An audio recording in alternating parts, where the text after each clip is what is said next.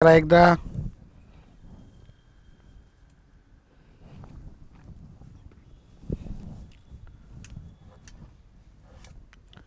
नमस्कार. कालच्या तासिकेमध्ये आपण वाढ आणि विकासाची जी संकल्पना आहे त्यावरती चर्चा केलेली होती. तुम्ही मागचा व्हिडिओ बघून ही संकल्पना क्लिअर करून घेऊ शकता. मग आज आपल्याला काय करायचं आहे बांधवांनो, आज आपल्याला प्रत्यक्ष ज्या अवस्था असतात त्या अवस्था काय करायचं आहे शिकवायला सुरुवात करायची आहे. त्यामुळं आवर्जून याकडे लक्ष द्या. तुम्ही काही काम करत असेल तर ते स्टॉप करा, व्यवस्थित हेडफोन लावा, वही घ्या, पेन घ्या आणि ज्या मी जे शिकवतोय, मी जे स्पष्टीकरण देतोय त्याचीसुद्धा रनिंग नोट्स काढा. बघा ह्या तक्त्यावरती तुम्हाला एक प्रश्न विचारला जाणार आहे. तो असतो बांधवांनो की एका साईडला अवस्था आणि दुसऱ्या साईडला त्याचा कालावधी दिला जातो. पहिला प्रश्न येऊ शकतो याच्यावरती जोड्या लावायचा की कुठल्या अवस्थेची कुठली काय आहे कालमर्यादा आहे. तिसरं लाईनमध्ये येत असतं की ह्या अवस्थेची ही काय आहे कालखंड आहे किंवा हे त्याचं वय आहे. अशा पद्धतीचं या ठिकाणी जन्म उत्तर अवस्थेतील या ठिकाणी आपल्याला 7-8 काय दिसतात वेगवेगळ्या अवस्था दिसून येतात. तर बघा लक्ष द्या, जन्म उत्तर अवस्थेचा कालखंड हा जन्मापासून ते मृत्यूपर्यंत असतो. याच्यामध्ये खास करून आपल्याला कुमार अवस्थेपर्यंतचा सिलेबस आहे. परंतु टेट 2017ला प्रौढ अवस्थेचं वयोमर्यादा विचारली गेली होती की प्रौढ व्यक्ती कुणाला म्हटलं जात असतं आणि युवा कुणाला म्हटलं जात असतं. बघा तर मग आता पहिली अवस्था तिची कालमर्यादा दिलेली आहे, इथं कालखंड दिलेला आहे. शैशवावस्था आपण असं म्हणतो, ही पहिली अवस्था आहे उत्तर अवस्थेतील. 1 महिना ते 2 वर्ष म्हणजे ज्यावेळेस अर्भक असतं जन्मापासून ते 1 महिन्यापर्यंतच्या कालावधीला अर्भका अवस्था असं म्हटलं जात असतं. मग त्यानंतरची जी पुढची अवस्था आहे तिला शैशवावस्था म्हणतात. 2 वर्षापर्यंतचं बालक हे शैशवावस्थेत असतं. त्यानंतर पहा दुसरी बाल्य अवस्था. मग बालक कुणाला म्हणायचं आहे 2 वर्ष ते 6 वर्ष. 6 वर्षापर्यंतच्या मुलाला बाल्य अवस्था असं म्हटलं जात असतं. नंतर ज्या अवस्थेत मुलगा काय करतोय औपचारिक शिक्षणाला सुरुवात करतो, शाळेत जातो, त्या अवस्थेला म्हणायचं आहे किशोरावस्था. 6 ते 12 वर्ष आलं लक्षामध्ये. त्यानंतर पोगंडा अवस्थासुद्धा दिलेली आहे बांधवांनो. तिला 12 ते 14 वर्ष हा तिचा काय आहे कालखंड आहे. आणि किशोरावस्था आणि कुमारावस्थेला जोडणारी जी अवस्था आहे तिला पोगंडा अवस्था असं म्हटलं जात असतं. बऱ्याचशा पुस्तकामध्ये ही पोगंडा अवस्था दिलेली नाही, परंतु TETवरती त्याच्यावर 2-3 वेळा प्रश्न आला आणि प्रत्येक शिक्षक भरतीमध्ये याच्यावर प्रश्न येतो. कारण बांधवांनी ही दोन्ही अवस्थेला दुवा मांडली गेलेली आहे. ह्या अवस्थेची ही उत्तर अवस्था आहे आणि ह्या अवस्थेची ही पूर्व अवस्था आहे. त्यामुळे अत्यंत महत्त्वाची आणि याच्यामध्ये जे ज्ञानेंद्रिय आहे, जे इंद्रिय आहे ते कार्यक्षम बनतात. शरीराला गोलाई निर्माण होत असते आणि दुहिदा मनस्थिती असते या अवस्थेमध्ये बालकाची. म्हणून त्या बालकाला संस्कारक्षम शिक्षण देण्याची अत्यंत महत्त्वाची गरज असते. आणि जेवढी काही जगामध्ये क्रांती झालेली आहे ही याच कालखंडात झालेली आहे. आपण म्हणतो की संभाजीराजे छत्रपती शिवाजी महाराजांचे चिरंजीव त्यांनी वयाच्या 12व्या वर्षीच काय केलं होतं, बुद्धभूषणम नावाचा संस्कृतमधला ग्रंथ त्यांनी लिहिला होता की ज्यामध्ये राज्यकर्ते कसे असले पाहिजे, प्रशासन कसं असलं पाहिजे, ह्या सगळ्या गोष्टी त्यामध्ये दिसून येतात आपल्याला. त्यानंतर बघा 14व्या वर्षी शिवाजी महाराजांनी कर्नाटकामधून राजे हे पुण्यातील परगण्यामध्ये आले होते आणि त्यांनी वयाच्या 14व्या वर्षीच तोरणा किल्ला जिंकून स्वराज्याचं तोरण बांधलं होतं, हेही लक्षात ठेवा. आणि नंतर 14-15व्या वर्षीच संत ज्ञानेश्वर महाराजांनी जगाला हेवा वाटावा असा ज्ञानेश्वरी नावाचा ग्रंथाला लिहायला काय झाली होती सुरुवात झाली होती, हे आपल्याला या ठिकाणी लक्षात येईल. तसं ह्या पोगंडा अवस्थेतच खूप मोठी क्रांती झालेली आपल्याला दिसून येते. पुढची जिला वादळाचा काळ म्हटलं जातं, पुनर्जन्म म्हटलं जातं, अशी अवस्था म्हणजे कुमार अवस्था. तुम्हाला माहिती आहे कुमार अवस्थेची कशी जबरदस्त कालखंड आहे. तर तोही आपल्याला चिकित्सक अभ्यासायचा आहे. ह्या 2-3 अवस्थेवर जास्त क्वेश्चन येतात. पहा इकडं क्वेश्चन येत नाही, हे सिलेबसला सुद्धा नाही आपल्या. तारुण्य अवस्था तरी कालखंड विचारला जाऊ शकतो 21 ते 40. आता तरुण युवक कुणाला म्हटलं जातं, ज्याचं वय 40च्या आत आहे परंतु राजकारणात फार 60 वर्षात झाला तरी त्याला तरुणच समजलं जातं. त्यानंतर प्रौढ अवस्था ही 40 ते 60 मानली जाते आणि वृद्ध अवस्था ही 60पेक्षा पुढे मृत्यूपर्यंत मानली जाते. त्यामुळं हा तक्ता छानसा तुम्ही तुमच्या वहीमध्ये लिहून ठेवा. आकडे आता मी नेहमी गेले झाले 12 वर्ष झाले शिकवतो म्हणून माझ्या ते लक्षात आहे. तरी नजर चुकीने कधी मागं पुढं होतं. जोड्या लावासाठी याच्यावरती प्रश्न विचारला जाणार हे मात्र तेवढं डोक्यात ठेवा. IMP करा. मी काय सांगतो ते IMP करा. ठीक आहे. चला पटदिशीने लिहायचं आणि जर लिहून झालं तर सांगायचं सर झालेलं आहे. पट पट पट पट फास्ट लिहा. चला गुरुजी काही अडचण असेल तर कमेंटसुद्धा करत जा.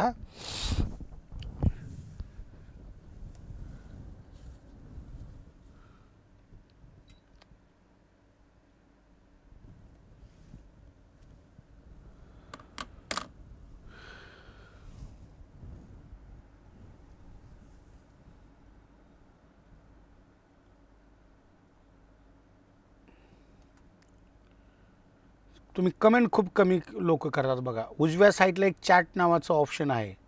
त्या चॅटमध्ये तुम्ही इंग्लिशमध्ये मराठीमध्ये काय करू शकता, कमेंट करू शकता. बघा आरती मॅडमनी गुड मॉर्निंग म्हटलं आहे.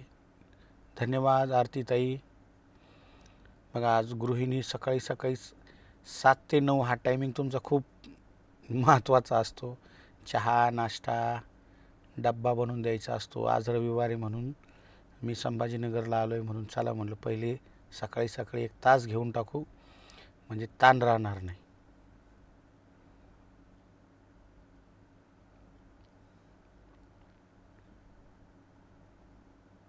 चला बागल सर, संदीप सर,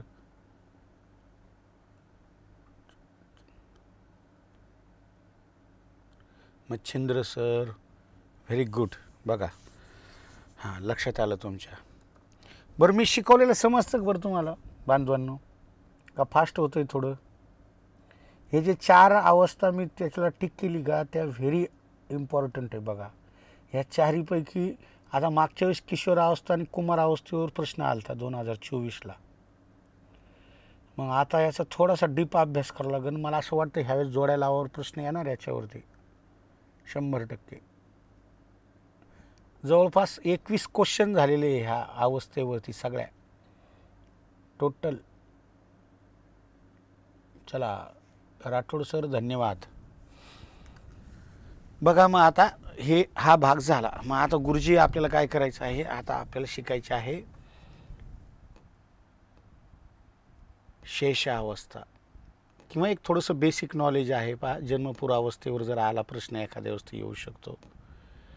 छोट्या गोष्टी तुम्हाला त्या माहितीच आहे ऑलरेडी, परंतु परत एकदा बघूया. बघा जन्मपूर्व अवस्थेतील विकास, पित्याकडून आलेले रेतपेशी म्हणजे एखादा पुरुष असेल तर त्याच्या शरीरामध्ये रेतपेशी असते आणि मातेमध्ये बघा अंडपेशी असते. रेतपेशी आणि अंडपेशीच्या मिलनातून गर्भधारणा होत असते. हे आवर्जून लक्षात ठेवायचे. आणि प्रत्येक व्यक्तीमध्ये जे काही रंगसूत्र असतात ते असतात 46 आणि बांधवांनो त्या 2 जोड्या असतात. एक जोडी असते 43ची आणि दुसरी जोडी असते 43ची. आपली 23ची 23 गुणिले 46. तर लक्षात ठेवा हे कशाचे आहे, रंगसूत्राच्या जोड्या किती, तर 2 जोड्या लक्षात ठेवायचं 2. मग एका जोडीमध्ये एका गटामध्ये किती रंगसूत्र असतात तर 23 असतात. हे तुम्ही डोक्यात ठेवायचं. म्हणजे गर्भधारणा होण्यासाठी हे 2 घटक अत्यंत महत्त्वाचे आहे. रेतपेशी आणि अंडपेशी यापासून बांधवांनो गर्भधारणा होते. आई आणि वडिलांमध्ये 23 अशा 2 जोड्या असतात. एकूण 46 एक आहे रंगसूत्र आहे. यावरती प्रश्न येऊ शकतो. आता हे आनुवंशिकता हेरिडिटी नावाचं एक 10वीला चॅप्टर आहे, त्यातला हा भाग आहे थोडासा. आता थोडंसं पुढं जाऊया आपण. जन्मपूर्व अवस्था काय भानगड आहे म्हणा. ही जन्माच्या अगोदर जे काही गर्भधारणेमध्ये 4 जे वेगवेगळ्या अवस्था असतात त्या काल आपण त्याला बघितलं. जननावस्था याचा कालावधी 0 ते 2 आठवडे आहे. गर्भावस्था याचा कालावधी 2 ते 10 आठवडे आहे. तुमचा भ्रूणावस्थेचा कालावधी 10 ते जन्मापर्यंत आहे. जन्म आणि नंतर बांधवनो जन्म झाला की लगेच 1 दिवसांनी पुढे लगेच ते अर्भक अवस्थेत जात असतं. मग इथून परत जन्मापासून ते 1 महिन्यापर्यंतचा कालावधी, 1 महिना हा कालावधी अर्भकावस्थेचा असतो. म्हणजे ज्यावेळेस बालक अर्भावस्थेत असतो यावर एखादा प्रश्न येऊ शकतो की जन्मापासून ते 1 महिन्याच्या कालावधीला अर्भकावस्था असं म्हणायचं आहे. आणि मग याचं शारीरिक, बौद्धिक आणि काय म्हणू आपण त्याला, मानसिक आणि सामाजिक विकासाला काय झालेली असते, सुरुवात झालेली असते. मग ज्यावेळेस बांधवांनो मुलाचा जन्म होतो, तो पृथ्वीतलावर जर आला तर तो सगळ्यात अगोदर काय करतो, तर तो काय करत असतो बांधवांनो, श्वासोच्छ्वास घेत असतो, ऑक्सिजन घेत असतो. आता ऑक्सिजन घेण्याची ती त्याची स्पीड एखाद्या दिवस विचारली जाऊ शकते. ती प्रति मिनिटाला तो किती वेळा श्वास घेतो पहा, 40 ते 45 इतका तो काय करतो, श्वास घेतो. ही त्याचा वेग झालेला आहे कशाचा, ऑक्सिजन ग्रहण करण्याचा.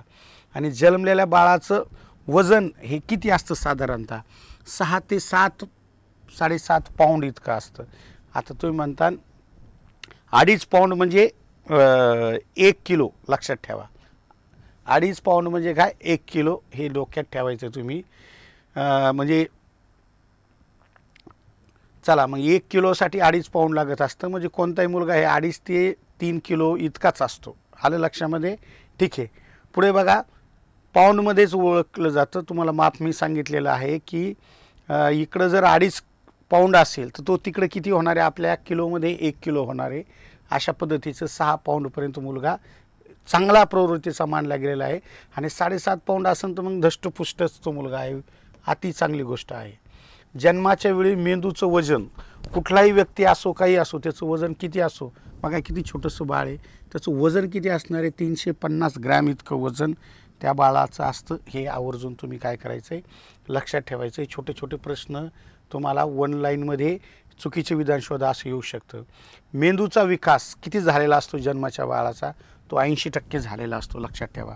अर्जुनाचा मुलगा तुम्हाला एकलव्य माहिती, एकलव्यने काय नाव आहे अर्जुनाच्या मुलाचं, अभिमन्यू. अभिमन्यू हा आईच्या गर्भामध्ये असताना नेमकं त्याची आई श्रीकृष्णाला विचारते, त्याची बहीण आहे, अर्जुनाची पत्नी ही श्रीकृष्णाची बहीण असल्यामुळे प्रवास करत असताना ती सांगत होती की बाबा चक्रव्यूह हा काय प्रकार आहे युद्धाचा, तर ते मला थोडं समजून सांग. श्रीकृष्ण नेमकं त्याच्या बहिणीला समजून सांगतात की चक्रव्यूह काय आहे. तो गर्भावस्थेत असताना अभिमन्यू काय करतो, ऐकतो. आणि नेमका प्रवेश करायचा, प्रवेश करत असताना बाहेर कसं यायचं, तो काय होतं, तिला डोळा लागतो. तिला डोळा लागल्यानंतर ते गर्भावस्थेतील बालक, आपण नाही का चर्चा करताना, हां समजलं का, मग तुम्ही करताना हो किंवा नाही समजलं, अशा ज्या हुंकार देण्याची प्रक्रिया कोण करत होतं, ते पोटातलं बाळ करत होतं. त्यामुळे गर्भावस्थेतील जी शेवटची अवस्था आपण म्हणतो भ्रूणावस्था, की 10 आठवडे ते जन्मापर्यंतचा जो काही काळ आहे, त्या काळाला बांधवून काय म्हटलं जातं या ठिकाणी, 80% बुद्धीचा विकास झालेला असतो. एकूण बुद्धी आपली 100%ची आहे, तर 9 महिन्यापर्यंत आपल्या बुद्धीचा 80% विकास झालेला आहे. त्यामुळं आपल्या भारतीय संस्कृतीमध्ये गर्भसंस्काराला खूप महत्त्व आहे. त्यावेळेस आईने वेगवेगळे चांगले आहार घेणं खूप गरजेचं आहे. आणि आपल्याकडे नेमकं थोडंसं दुर्लक्ष होतं त्या कालखंडात. इन सर्व्हिसमध्ये जर असेल एखादी महिला तर आवर्जून शासनाने त्यांना 6 महिन्याची सुट्टी दिलेली आहे, आणि ते पण पगारी सुट्टी आहे ती, आलं लक्षामध्ये. तर आवर्जून त्या सुट्टीचाही लाभ घ्यावा सगळ्या माता भगिनींनी. आणि ह्या कालखंडात जो 80% विकास व्हायला पाहिजे तो चांगलाच झाला तर येणाऱ्या काळात मुलं खूप बुद्धिवान, चाणाक्ष आणि जगाला हेवा वाटेल असं कर्तृत्ववान मुलं जन्माला येतील. कारण 80% बुद्धी, नंतर आपण DED BEd MA PhD किंवा कलेक्टर झाले काय झाले हे नंतर 20% हो, पण आधी तो 80% तयार झालेला असतो. हे मला आवर्जून तुम्हाला या ठिकाणी समजून सांगायचं. मेंदूचा विकास 80% झालेला असतो बालकाचा, ठीक आहे. पुढे पहा, जन्मलेल्या बाळाचे हृदयाचे ठोके हे सतत जास्त झालेले असतात. हृदयाचे ठोके 130 ते 150 पर्यंत तो जाऊ शकतो, त्यापेक्षा जास्त गेलं ते घातक आहे. स्टेबल आहे 130 हे ठोके बाळाचे, बरं का. नंतर उंची जर आपण बघितली तर त्याची 18 ते 20 इंच एवढी त्याची उंची असते. त्यामुळं लक्षात असू द्या, हे सगळं आपण बघितलं कशाचं, अर्भका अवस्थेचं. मुलगा जन्मला त्याची शारीरिक वाढ काय आहे. मग तुम्ही म्हणता सर त्याची भावनिक विकास झालेला आहे का, त्याला संवेदना आहे का, तर हो, प्रत्येक मुलगा जन्मल्यानंतर तो भावनिक आणि संवेदनशील असतो.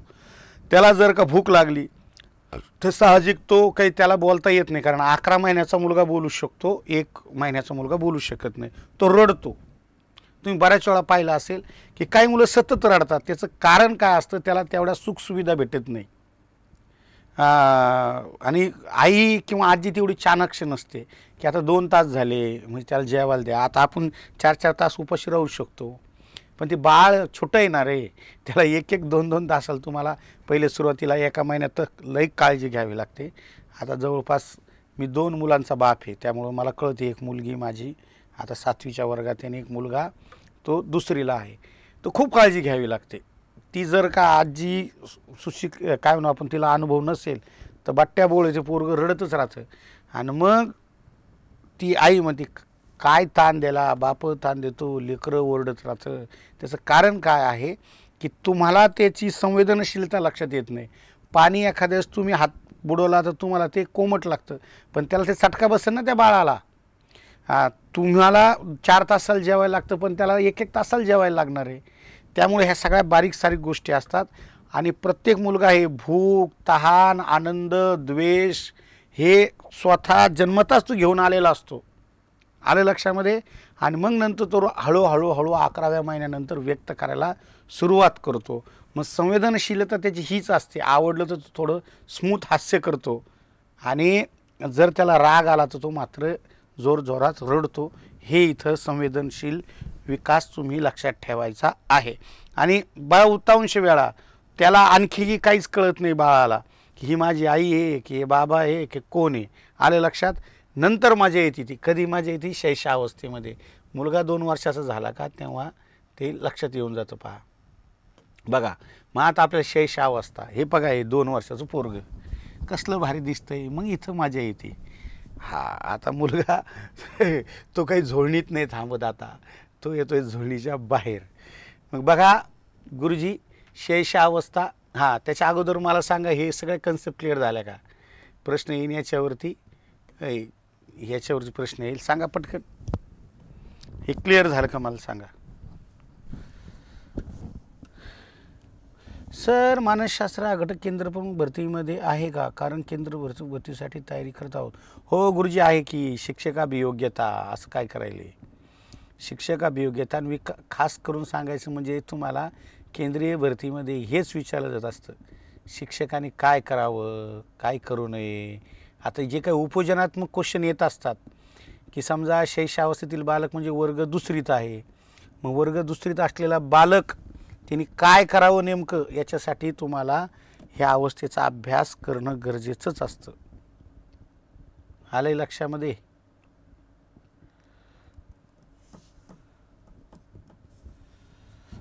सगळे म्हणतात हो सर समजतंय, चांगली गोष्ट आहे. चला मग आता आपल्याला नंबर 1ची अवस्था, उत्तरावस्थेचा अभ्यास बघायचा आहे.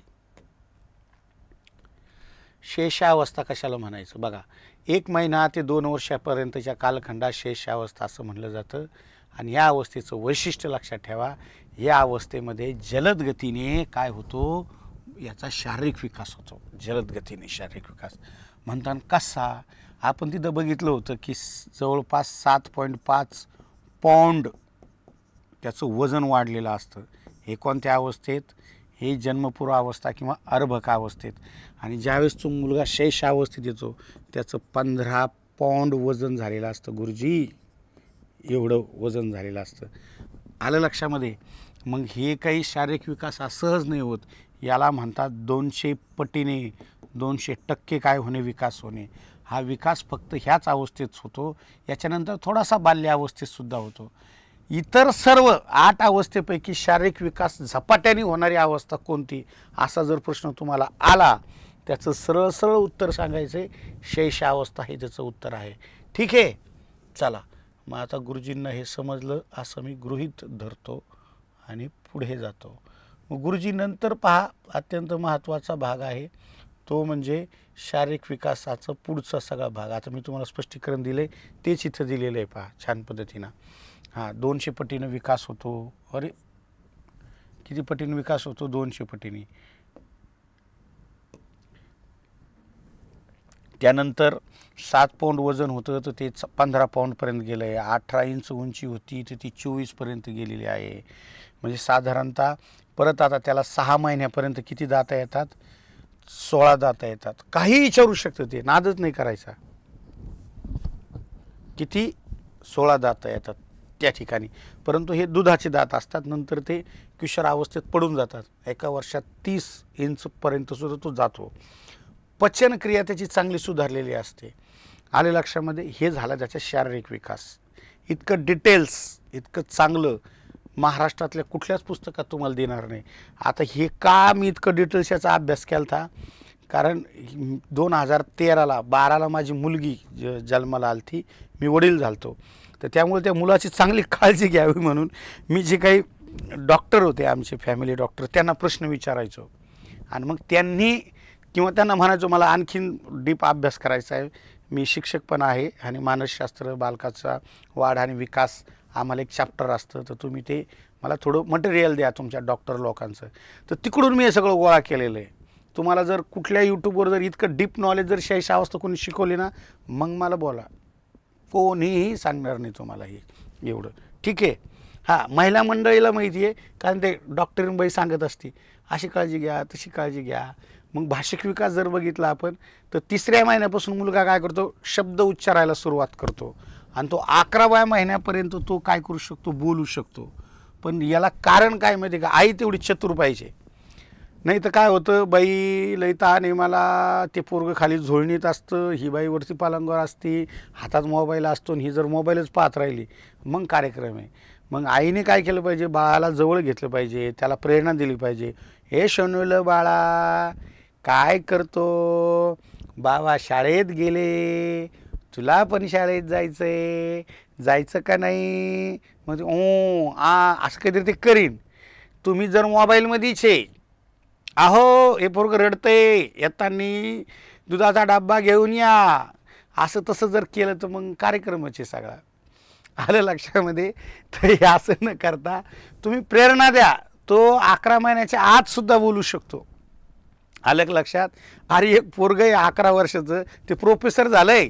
अमेरिका, रशिया, इंग्लंड अशा देशांमध्ये त्यांनी अधिकृत ती प्रोफेसरची पदवी घेतलेली आहे.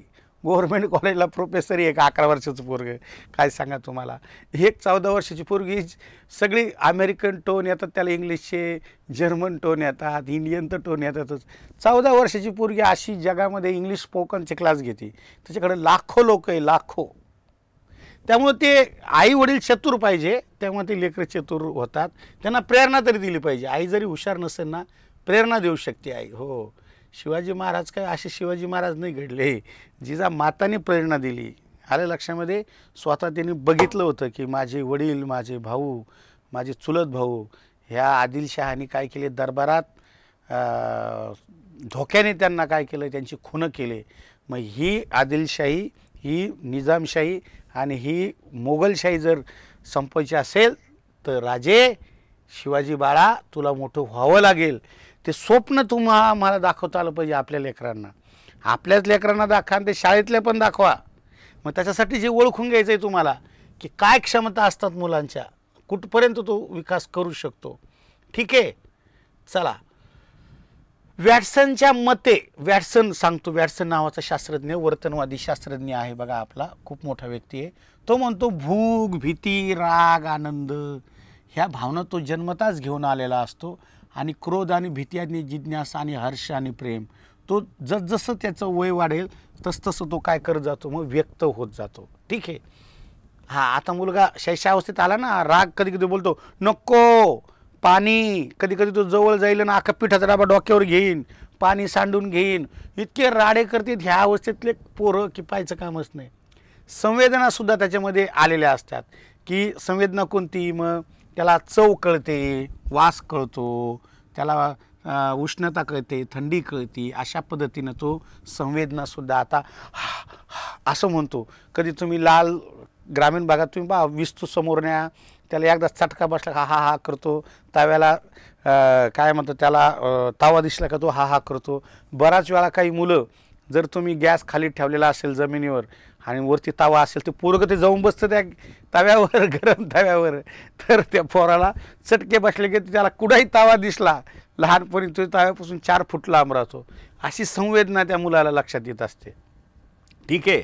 हां, आता संवेदनेचा अर्थ तुम्हाला सांगतो की हनुमंतराय, बजरंगबली हे लहान असतात बाल्यावस्थेमध्ये आणि त्याला वाटतं की तो सूर्य म्हणजे काय आहे, एक सफरचंदच एक काय कोण फळच आहे. तो म्हणतो मला ते घ्यायचं आहे. ईश्वराने त्यांना जन्मताच अनेक अशा शक्ती दिलेल्या होत्या. या पठ्ठ्याने घेतली ना मग उडी, चालला की देव कुठे, तो चालला आता सूर्याकडे, सूर्याला गिळून घेण्यासाठी. असतात निसर्गाने खूप मोठ्या अशा शक्ती दिलेल्या आहे. तुम्ही म्हणता काय तुम्ही पौराणिक उदाहरण देता सर, अंधश्रद्धा आहे, पोरगं कसं उडू शकतं. अरे होऊ शकतं राव. प्रत्येकामध्ये वेगवेगळ्या काय असतात, अद्भुत अशा शक्ती आहे. निसर्गात खूप चमत्कार दडलेला आहे, तर तो आपल्याला दिसला पाहिजे फक्त. आलं लक्षामध्ये. मग त्याच निसर्गाला कोणी देव म्हणतं, कोणीतरी त्याला हनुमान म्हणतं, कोणीतरी त्याला विष्णू म्हणतं, कोणतरी काही वेगवेगळे. आणि तुम्ही बघा ना, आता हे जे काही महापुरुष आहे का आपले शिवाजी महाराज, आंबेडकर, महात्मा फुले, हे आणखीन 100-500 वर्षांनी देवच होऊन जाणारे लोक. हो, आताच बऱ्याचशा जे काही महापुरुष आहे लोकांनी त्यांचे मंदिरंसुद्धा बांधलेले आहे. त्यामुळं ते होत असतं ते कालांतराने. जो समाजाच्या उपयोगी येतो त्याला देवच म्हटलं पाहिजे. सरळ सरळ साधी गोष्ट आहे.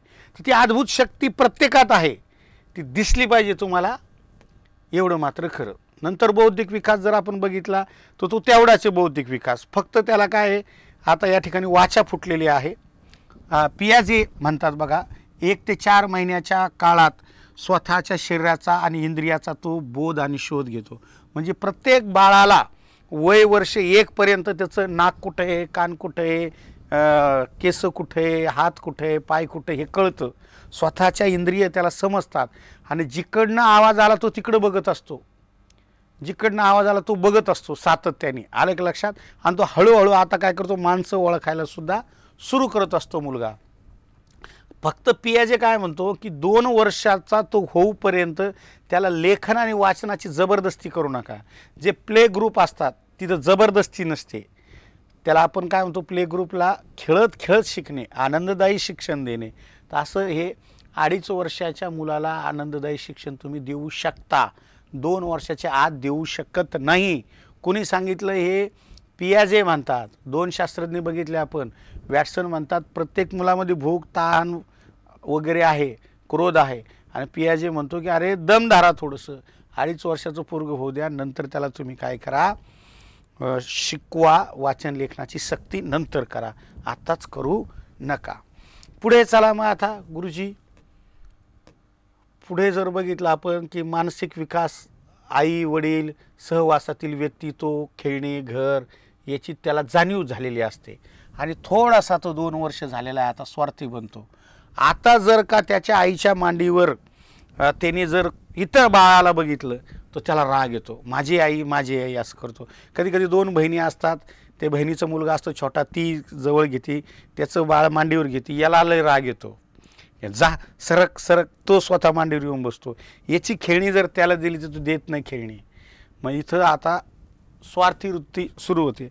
एकनाथ महाराजांचं खूप छान अभंग आहे पहा, नाही कुणाचे कुणी तुझे नवे रे कोणी, अंतीला जासी एकला रे प्राण्या, माझे माझे म्हणून.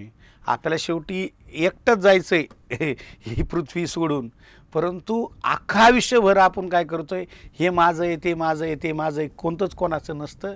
तर ही स्वार्थी वृत्ती वय वर्षे 1 पासून सुरू होती. तर माझं माझं काही नाही, हे सगळं सर्वांचं आहे. आलं लक्षामध्ये. हे पण लक्षात ठेवा तुम्ही, मुलांना आवर्जून अजूनमधून सांगत जा. ठीक आहे.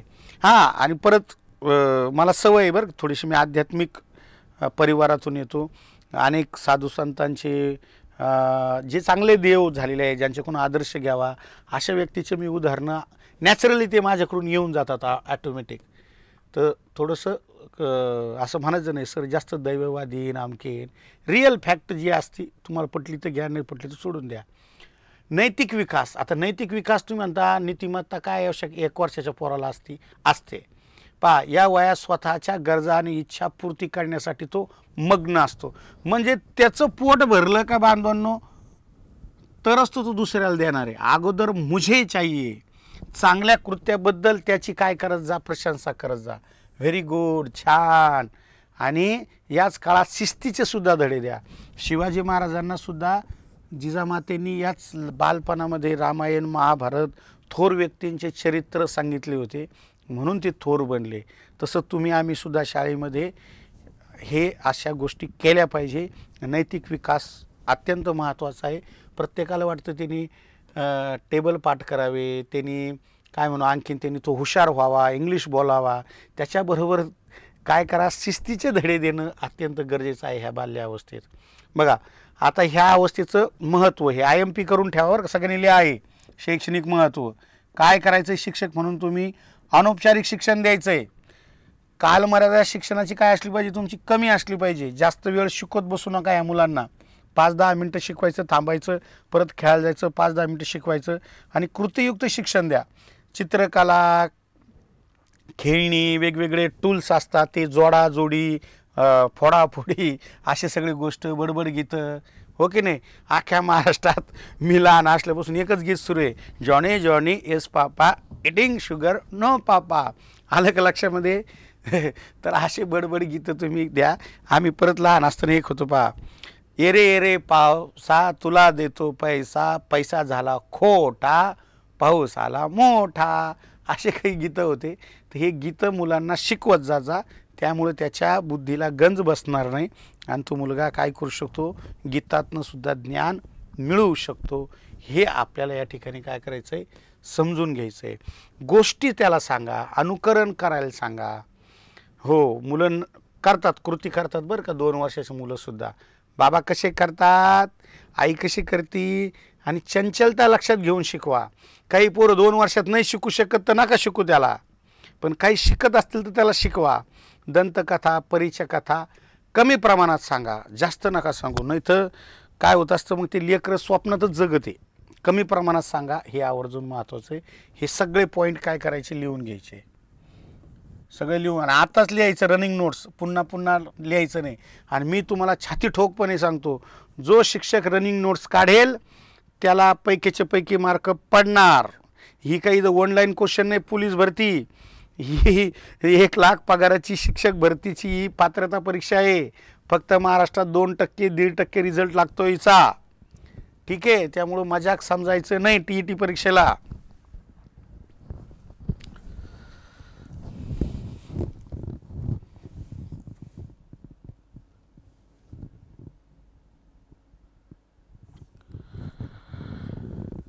सुराशे सरचंच पुस्तक आहे मार्केटला, किंवा तुम्हाला हवा असेल स्वतंत्र तर तुम्ही मागू शकता.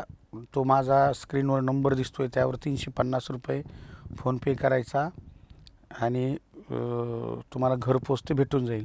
तुम्ही जर बॅच जॉईन केली असेल, ही आत्ताची ऑफर दिलेली आहे, तिच्यामध्ये सुद्धा तुम्हाला ती फ्री भेटून जाईल जर असेल तर.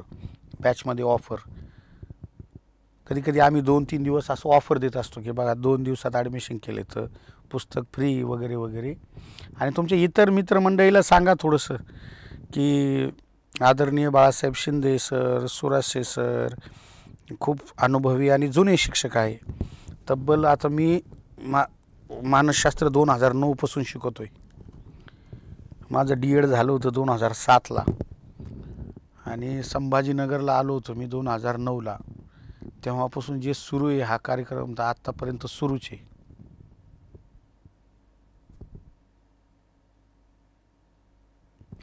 बुक हे तुम्हाला 20 तारखेनंतर भेटेल. फार नवीन प्रिंटिंग सुरू आहे, 20 तारखेनंतर भेटून जाईल सगळ्याला. चला याच्यावर आलेले काही 1-2 अपवादात्मक प्रश्न बघूया आपण. आहे 2-3 क्वेश्चन आहे याच्यामध्ये TETवर.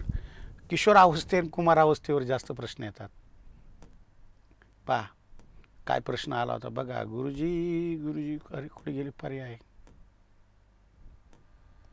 2016ला क्वेश्चन आला होता बघा. शैशवावस्थेतील बालकाचा विकास होण्याच्या दृष्टीने पुढील कोणत्या बाबी योग्य आहे. शिशुशाळेतून दिले जाणारे शिक्षण हे औपचारिक स्वरूपाचे असतात. योग्य पाहिजे बरं का आपल्याला, योग्य. आणि शैक्षणिक कार्याची कार्यमर्यादा कमी असावी. हां, औपचारिक शिक्षण असतं का, हे चुकीचं आहे बरं का. आपल्याला योग्य बाबी शोधायच्या आहे, हे चुकीचं आहे. शैक्षणिक कार्याची कार्यमर्यादा बरोबर आहे हे. आणि बालकांना चांगल्या सवयी लावाव्यात, हे सुद्धा चांगली गोष्ट आहे. आणि बालकाकडून अनेक कृती करून घ्याव्यात, हे सुद्धा अत्यंत बरोबर आहे. हां, मग चुकलं काय, हे चुकलेलं आहे बांधवांनो. पहा या ठिकाणी तुम्हाला पर्याय दिले परत CSAT सारखे, आणि तुम्ही म्हणता बा परीक्षा सोपी. काय सोपी रे, कसलं अवघड आहे सांगा. हां, पर्याय क्रमांक 3 अगदी बरोबर आहे. ज्यांनी ज्यांनी उत्तर दिले त्यांचं अभिनंदन. ब कड, हे बघा, ब कड हे काय झालं, चुकलं. असं असतं रे भाऊ, म्हणून पोरं नापास होते.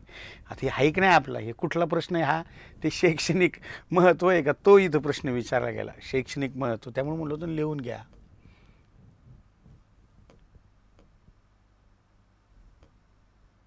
बघा 2018ला सुद्धा असाच प्रश्न आला होता. शैशवावस्थेतील मुलांच्या सामाजिक कौशल्याचा विकासाबाबत खालीलपैकी कोणते विधान वैशिष्ट्यपूर्ण सांगते. काय म्हणता येते, शैशवावस्थेतील मुलांच्या सामाजिक कौशल्याच्या विकासाबाबत. सामाजिक कौशल्य, परकीय माणसे ओळखता येत नाही, इतरांच्या हावभावांना प्रतिसाद देत नाही, आणि इतरांचे लक्ष वेधून घेतात, आणि अनोखी माणसाकडे पटकन जातात. आता तुम्ही बघा याच्यात काय चुकीचं आहे आणि काय बरोबर आहे, तो वैशिष्ट्य सांगायचं आहे. याच्यात 2-3 विधान चुकीचे आहे, 1-2 विधान बरोबर आहे. ते तुम्हाला या ठिकाणी काय करायचं, बघायचं आहे. सांगा, खतरनाक क्वेश्चन आहे. शैशवावस्थेतील सामाजिक कौशल्यांच्या विकासाबाबत कोणते विधान वैशिष्ट्य सांगते. वैशिष्ट्य म्हणजे खरे. आता याच्यात 1-2च विधान खरं आहे, बाकीचे चुकीचं आहे. आता तुम्हाला सोपं जाईन आणखीन.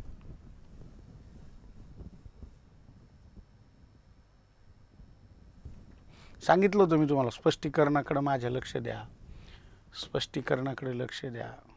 बघा, इतरांचे लक्ष वेधून घेतो, त्यामुळं आवर्जून हे लक्षात ठेवा. परकी माणसं ओळखता येत नाही ओळखतो तो. मी म्हणलो होतो ना, स्वतःची आई, इतर मुलगा आला तर तो त्याला बसू देत नाही, म्हणजे माणसं ओळखतो तो. हे काय चुकीचं आहे. इतरांच्या हावभावांना प्रतिसाद देत नाही का, देतो. मी म्हटलं होतो की तो मुलगा काय करतो, तुम्ही जर का आवाज दिला का तुमच्या आवाजाकडे लक्ष देईल तो. इतरांचं लक्ष वेधून घेतो, रडतो, ओरडतो सतत, मला हे द्या, मला ते द्या. अनोळखी माणसाकडे पटकन जातो का, तो जात नाही. आता तो त्याच्या आईवडिलांकडे जात असतो. तुम्ही पहा, नवीन मुलगी, त्याची मावशी आली, समजा बाळ झालेलं आहे, 2 वर्षाचं आहे बाळ, आणि मावशी आली घरी, तर ती मावशी घेत असते बाळाला, ये ये ये पिलू पिलू ये. ते काटतं, ओरडतं जोरजोरात. आलं लक्षात.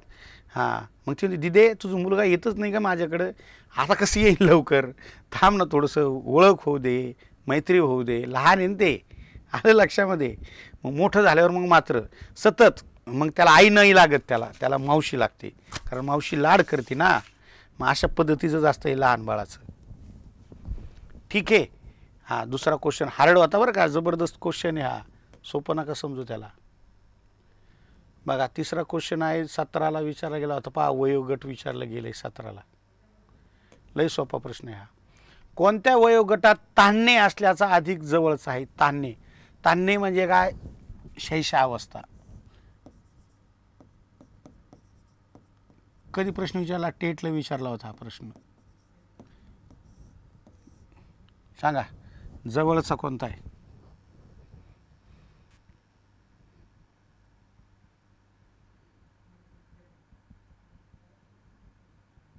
हां, 1 वर्षच बरोबर लक्षात ठेवा. आता इथे 1 ते 2 पाहिजे होतं बरं का, पण ते राहिले. 1 ते 2 वर्ष, 1 महिना ते 2 वर्ष, असं तो पर्याय पाहिजे होता, म्हणजे तो परफेक्ट आला असता. ठीक आहे. मग गुरुजी, अशा पद्धतीने काय झालेली आहे, ती आपली अवस्था संपलेली आहे. आणि नक्कीच तुम्हाला माहितीच आहे आपली बॅच कशी आहे. 2000 रुपयामध्ये तुम्हाला बॅच पण भेटते, पुस्तकं पण भेटतात. त्यामुळे तुम्ही इतर तुमच्या मित्रमैत्रिणींना रेफर करा. त्या आपली ती लिंक जी आलेली आहे ती वेगवेगळ्या ग्रुपवर टाका. आम्हाला सहकार्य करा, शिंदे सरांना सहकार्य करा, अशी विनंती करतो आणि थांबतो. जय हिंद, जय महाराष्ट्र. आता उद्या भेटू आपण. ठीक आहे, ओके. उद्या संध्याकाळी, कारण मी शाळेवर शिक्षक आहे. कालची सुट्टी घेतली होती, शिंदे सरांनी बोलवलं होतं म्हणून. जालना प्रॉपर शहरामध्ये माझी शाळा आहे, माध्यमिक विद्यालय मत्स्योदरी माध्यमिक विद्यालय जालना. कलेक्टर ऑफिसच्या एरियामध्येच माझी शाळा आहे. 500-600 मुलं आहे शाळेमध्ये. ग्रँटेड शाळा आहे 100%. त्यामुळं अधूनमधून मी फोन उचलत वगैरे नाही. तर तुम्हाला जर काही अडचण आली तर काय करायचं, टेक्स्ट मेसेज करायचा किंवा व्हॉट्सअप मेसेज करायचा. मी तुम्हाला नंतर मग उत्तर त्याचं देत जाईल. चला, कसं वाटलं लेक्चर सांगा बरं पटकन. असं वाटतं का 25 पैकी 25 मार्क पडतील तुम्हाला? हो संदीप सर, इतरांना सांगा ना तुमच्या शाळेत शिक्षक भिक्षक इतर लोकांना.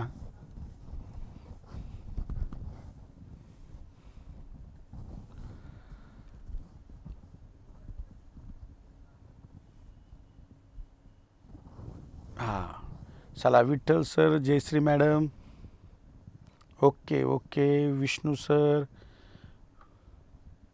हो कम्प्युटरवर पण पाहता येणार सर. संदीप सर येतं ते 9011-21-5700 ह्या नंबरवर कॉल करा. आपले शिकवण्याची पद्धत खूप छान आहे, त्यामुळे आनंद वाटतो, शिक्षणात कंटाळा वाटत नाही. वा वा, धन्यवाद सर.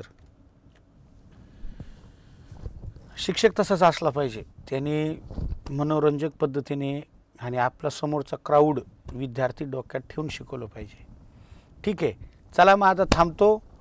तेवढी लिंक इतर शिक्षकांना शेअर करा ही विनंती. हां.